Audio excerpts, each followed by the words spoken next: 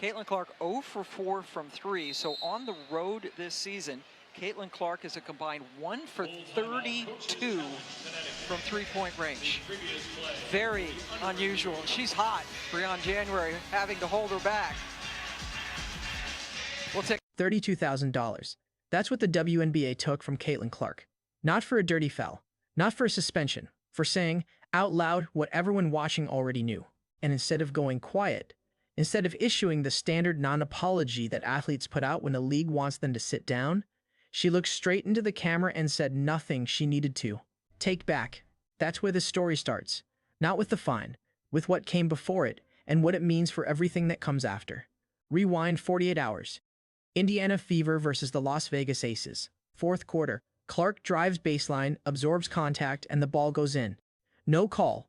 She turns to the referee, not screaming, not charging at him, just a look. The kind of look that only means one thing. She's been keeping score. Later in the same game, a screen that should have been an offensive foul gets swallowed. 2 plays later, a block that every analyst on the broadcast calls clean gets whistled as a charge against Clark. 3 calls. 1 game. And when it was over, Clark didn't storm off. She walked to the podium, sat down, and said this: "The refereeing in this league needs to be better, because right now it isn't."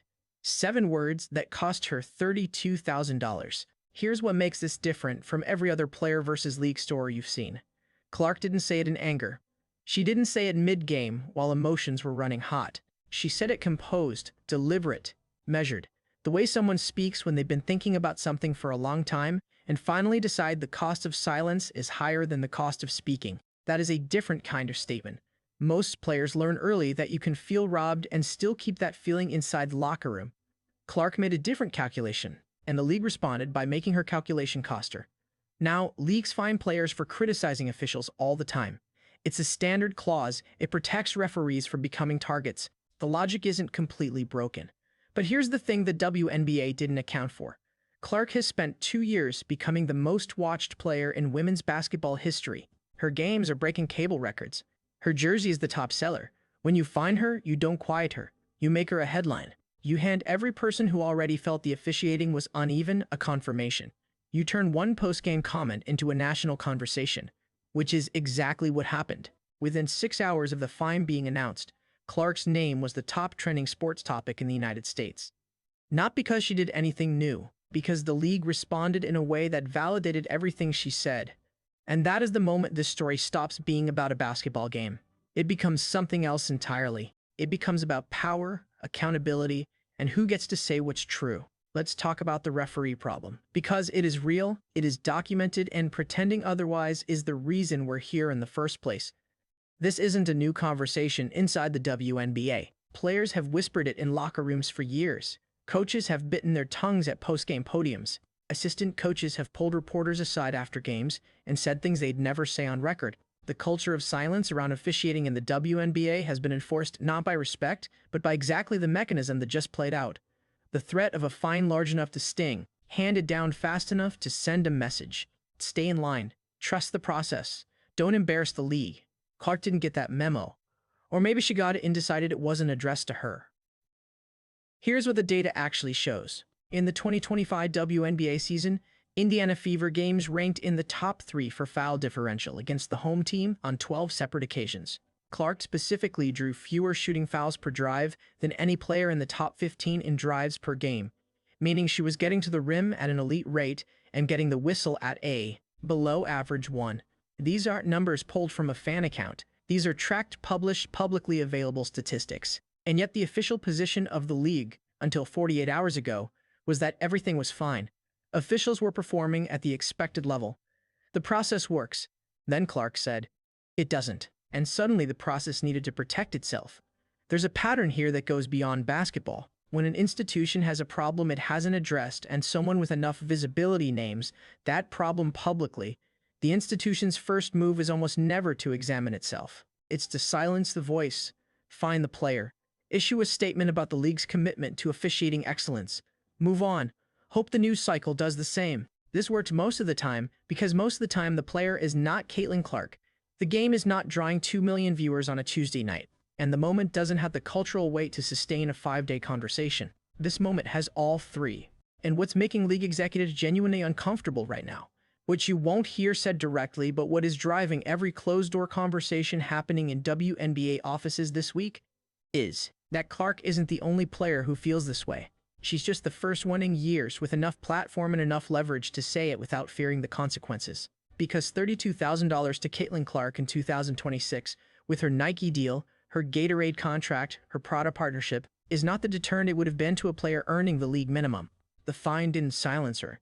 It funded the next headline. And everyone in that league office knows it.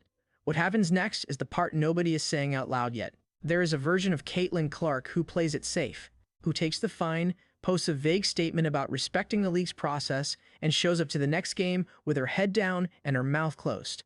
That version exists. You've seen her in other athletes.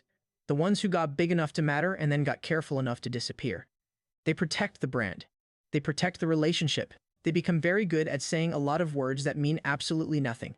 Clark chose a different version of herself. 47 minutes after the fine was announced, she posted. No long caption, no PR language, no carefully worded non-comments designed to satisfy everyone and commit to nothing. She posted the scoreline from the game, the 3 disputed calls, time-stamped, and a single sentence underneath. I said what I said, that was it, no hashtag, no tag to the league, no invitation for debate, just a quiet, absolute refusal to perform remorse she didn't feel. The post got 4 million impressions in under 3 hours. Now here's what separates Clark from every athlete who has tried this move before and lost. She didn't make it about herself. She never said the referees were targeting her specifically. She never claimed a conspiracy. She said the standard of officiating needs to be better.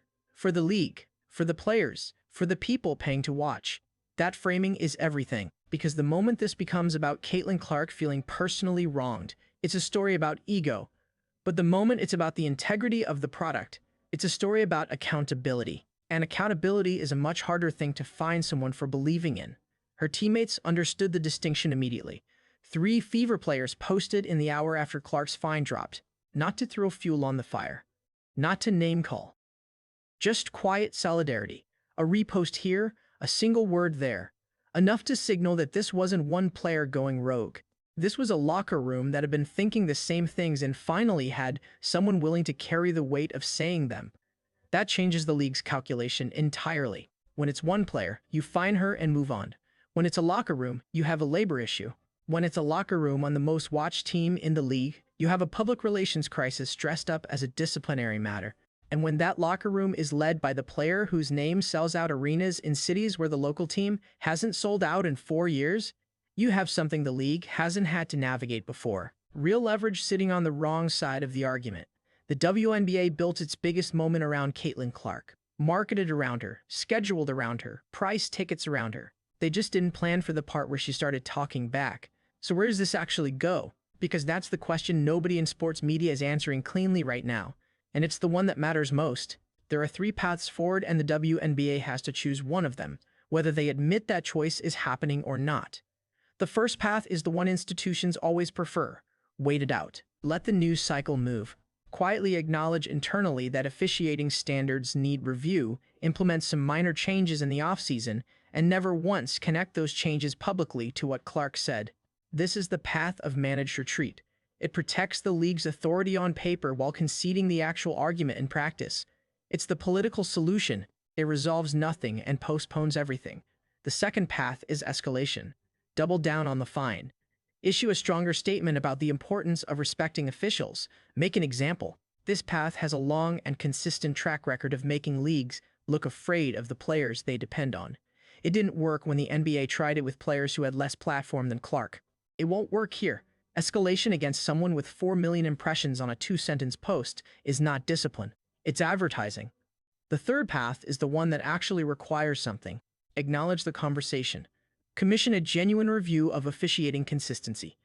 Create a transparent process for players to raise concerns without financial penalty. Treat the athletes like partners in the product rather than variables to be managed. This path requires the league to admit that a 23-year-old from Pella, Iowa, just identified a structural problem that the entire organization had been professionally avoiding. That's a hard thing to do.